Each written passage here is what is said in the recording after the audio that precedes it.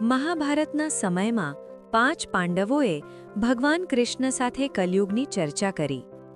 તેમણે તેમને કલયુગ વિશે વિગતવાર પૂછ્યું અને કલયુગમાં મનુષ્ય કેવા હશે, તેઓ કેવા વર્તન કરશે અને તેઓ કેવી રીતે મુક્તિ મેળવશે તે જાણવાની ઈચ્છા વ્યક્ત કરી.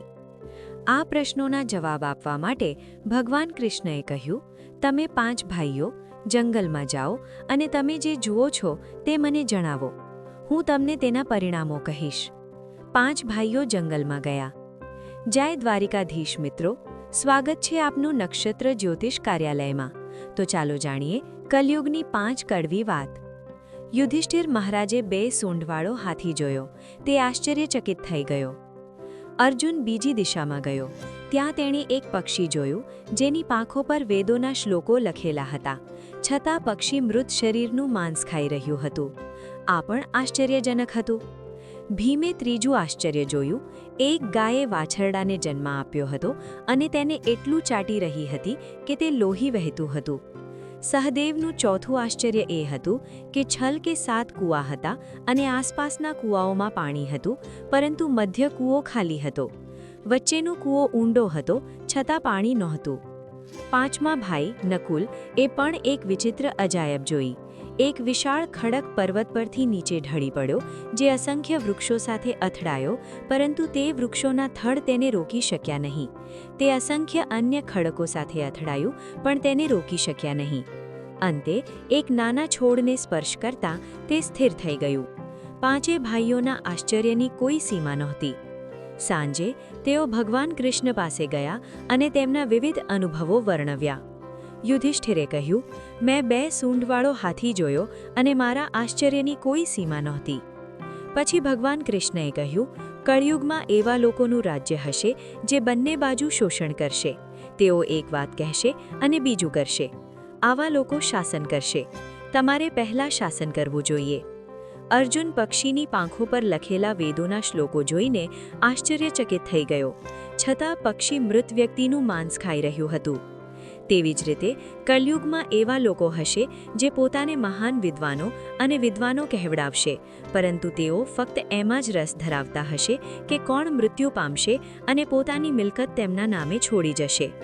સંસ્થાઓ વિચારશે કે કોનું મૃત્યુ થશે, જેથી સંસ્થાનું નામ તેમના નામ પર રાખવામાં આવે. દરેક જાતિ અને ધર્મમાં સત્તાના હોદ્દા પર રહેલા લોકો વિચારશે કે કોનું શ્રાદ્ધ એટલે કે શ્રાદ્ધ ક્યારે કરવામાં આવશે.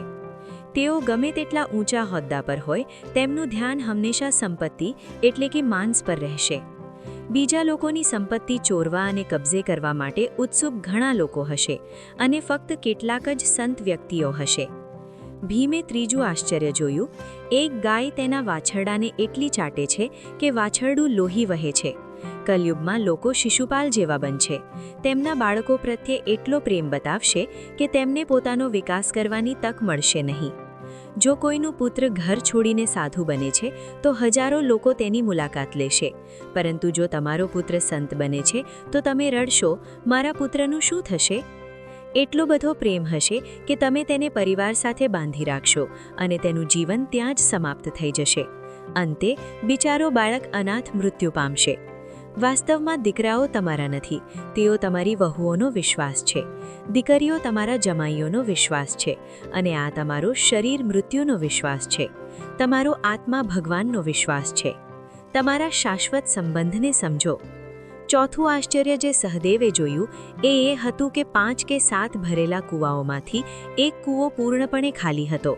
કલયુગમાં શ્રીમંત લોકો તેમના દીકરા દીકરીઓના લગ્ન, ઘર ગરમ કરવાના સમારોહ અને અન્ય નાના મોટા ઉજવણીઓ પર લાખો રૂપિયા ખર્ચ કરશે, પરંતુ જો પડોશમાં કોઈ ભૂખ્યો કે તરસ્યો હશે તો તેઓ એ જોવાની પણ તસદી નહીં કરે કે તેમનું પેટ ભરેલું છે કે નહીં.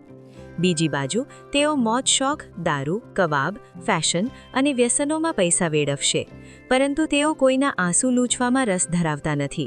અને જેઓ રસ ધરાવતા હશે તેઓ કલયુગથી પ્રભાવિત નહીં હોય, તેઓ ભગવાનથી પ્રભાવિત થશે.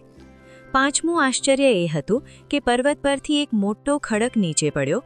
ઝાડના થડ અને ખડકો તેને રોકી શક્યા નહીં, પરંતુ નાના છોડ સાથે અથડાતા જ ખડક અટકી ગયો. કલયુગમાં માણસનું મન પડી જશે, તેનું જીવન પતન થશે.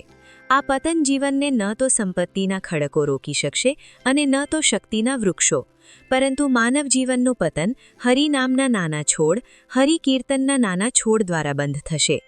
વિડિયો ગમ્યો હોય તો લાઇક, શેર અને સબસ્ક્રાઇબ જરૂર કરજો. જય દ્વારિકાધીશ.